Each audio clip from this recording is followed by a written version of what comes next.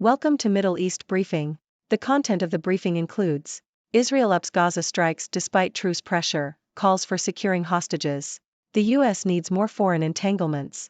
Paris joins calls for durable Gaza truce. The damage is done, experts warn Gaza has reached point of no return. Bloodbath, who paints grim picture of Gaza's Al-Shifa hospital. Israel ups Gaza strikes despite truce pressure, calls for securing hostages. South China Morning Post. Israel has continued its airstrikes on Gaza despite increasing international calls for a ceasefire. The Israeli Prime Minister, Benjamin Netanyahu, has vowed to fight until the end to eliminate Hamas, free hostages and ensure Gaza does not become a center for terrorism again. The Gaza war, which began in October, has killed around 1,140 people and displaced 1.9 million. Israel has been heavily criticized for the high civilian casualty rate, which the French foreign minister called intolerable. Her British and German counterparts wrote in a joint article that they supported a ceasefire but only if it is sustainable and that Hamas must lay down its arms. The health ministry in Gaza said that 24 Palestinians were killed this morning and many more are still missing under the rubble. 2 Israeli soldiers have also been killed in Gaza, bringing the total to 121 since the ground operations began in October. The UN has warned of a breakdown of civil order and the World Health Organization has described the situation in Gaza as a bloodbath. The US needs more foreign entanglements. Bloomberg. Ambivalent relationships with frenemies can be more toxic than relationships with enemies, according to psychology. This also applies to diplomacy and geopolitics. In international relations, frenemies are called allies. The US has many kinds of allies, including formal allies, quasi-allies, partners, and emerging partners. The relationships between the US and its allies range from polygamous marriages to passing dalliances. These promiscuous relationships are causing the US to become increasingly embroiled in global conflicts. The US faces a dilemma. Some strategists argue that the US needs to reduce its global conflicts to avoid overstretch, while others believe that maintaining alliances and partnerships is the only way to preserve American leadership. The clash between these two perspectives will likely come to a head if President Joe Biden faces Donald Trump in the next presidential election. Trump would likely cut off most commitments to America's allies and opt for short-term diplomatic agreements. The US needs to learn to tolerate ambivalence and the stress that comes with it in order to maintain its leading position. The US has become increasingly embroiled in conflicts due to its promiscuous relationships with allies. The US needs to decide whether to reduce its global conflicts or maintain its alliances and partnerships to preserve American leadership and world order. Paris joins calls for durable Gaza truce. BBC. France has called for an immediate and durable truce in the Israel-Hamas war, expressing deep concern about the situation in Gaza. The UK and Germany have also called for a sustainable ceasefire, but have not demanded an immediate end to hostilities. The French Foreign Minister, Catherine Colonna, has arrived in Israel to meet with her Israeli counterpart and to call for a truce that would lead to a lasting ceasefire and the release of all hostages. The Israeli Foreign Minister, Eli Cohen, rejected the call for a ceasefire, stating that it would be a gift to Hamas. The damage is done, experts warn Gaza has reached point of no return. The Independent. The Gaza Strip has become unlivable following months of Israeli bombardment, according to experts and aid agencies. Over 50% of housing units have reportedly been destroyed, along with 77% of hospitals and 50% of infrastructure. 9 out of 10 Palestinians do not eat every day, and 85% of the population has been displaced.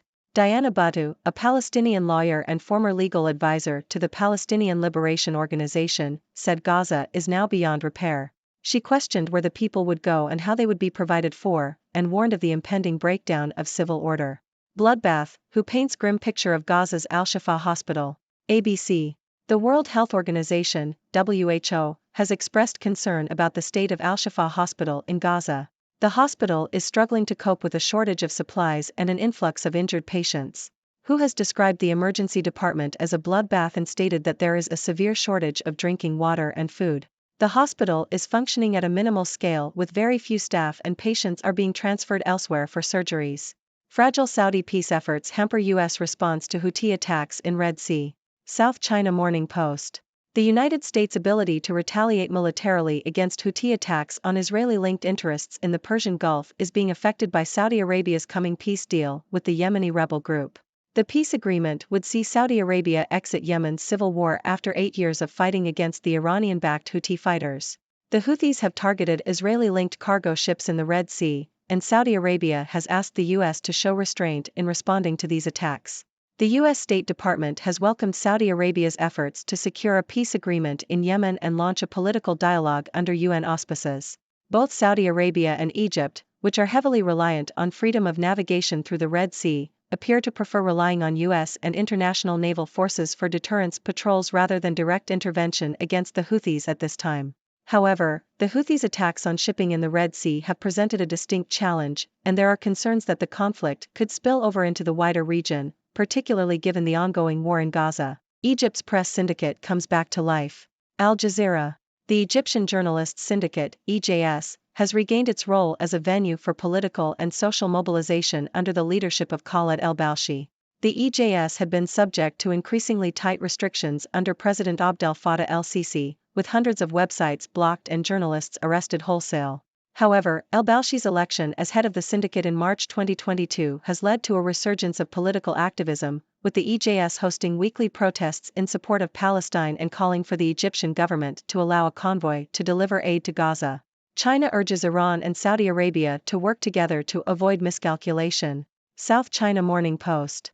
China's Foreign Minister Wang Yi has called for deeper cooperation between Saudi Arabia and Iran to avoid miscalculation as diplomats from the two countries met in Beijing for the first time since a China-brokered deal to normalize relations between the two. Wang also renewed China's call for an immediate ceasefire in the Israel-Gaza war. The meeting was the first of the China-Saudi Arabia-Iran Joint Committee, a dialogue mechanism to support Riyadh and Tehran's normalization process. The agreement was brokered by China and was seen by many as a sign of Beijing's ambition to influence the region beyond economics. Malaysia's Anwar slams hypocrisy over Gaza crisis. Nikkei Asia. Malaysian Prime Minister Anwar Ibrahim has criticized international hypocrisy over the Gaza crisis, calling on the world to do more to achieve a humanitarian ceasefire between Israel and Hamas. He argues that some countries are not practicing what they preach when it comes to human rights and democracy. Anwar has long been a staunch advocate of Palestinian rights, while the US has largely supported Israel since the conflict began.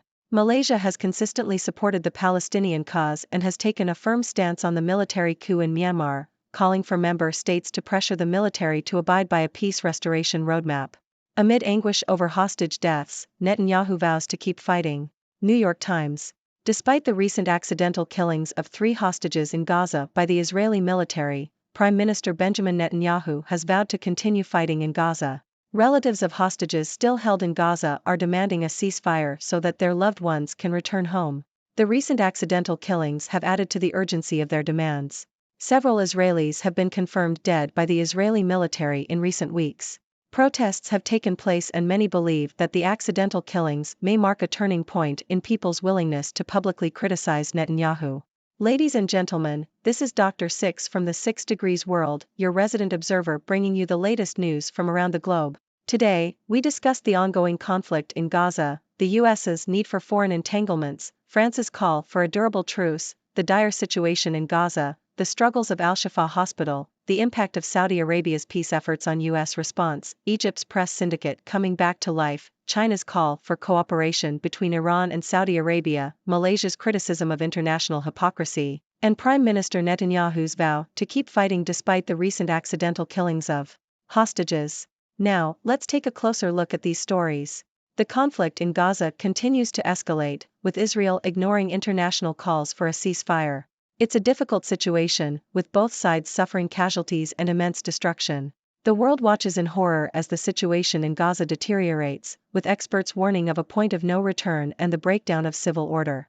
The dire state of Al-Shifa Hospital further highlights the desperate situation faced by the people of Gaza. In the US, there is a debate over the country's involvement in global conflicts.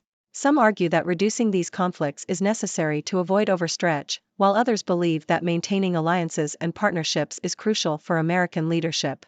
It's a delicate balance that the US needs to navigate. Meanwhile, France, the UK, and Germany have called for a ceasefire in Gaza, but the situation remains complicated. Elsewhere, Saudi Arabia's peace efforts in Yemen are affecting the US's ability to respond to Houthi attacks in the Red Sea. The conflict in Yemen has already caused significant instability in the region, and there are concerns that it could spill over into other areas, including Gaza. In Egypt, the press syndicate has regained its voice under new leadership, hosting protests in support of Palestine. China, as a major player in international relations, has urged deeper cooperation between Saudi Arabia and Iran to avoid miscalculations. The country has also called for an immediate ceasefire in Gaza, highlighting its ambitions to influence the region beyond economics. And finally, Malaysian Prime Minister Anwar Ibrahim has criticized international hypocrisy over the Gaza crisis, calling for more action to achieve a humanitarian ceasefire. In conclusion, the situation in Gaza remains dire, with no immediate resolution in sight. The international community continues to call for a ceasefire, but the conflict persists. It's a complex issue with no easy answers. As always, I encourage you, our viewers, to share your thoughts and questions. What are your thoughts on the ongoing conflict in Gaza? What do you think should be done to achieve a lasting ceasefire? Let's discuss. Thank you for tuning in. The content above showcases the latest briefing reports and analytical synopses, thoughtfully curated by the 6Do team. These insights stem from a wide array of reputable media outlets, think tanks, government sources, and specialized experts worldwide. We encourage you to explore these sources for a comprehensive perspective. Keep in mind that while the content may not always align with the official standpoint of 6Do Brief, it's not meant to be taken as absolute directives for decision-making. Comprising seasoned media professionals, learned scholars, and accomplished scientists, the 6Do team embodies a trailblazing, fully independent media entity.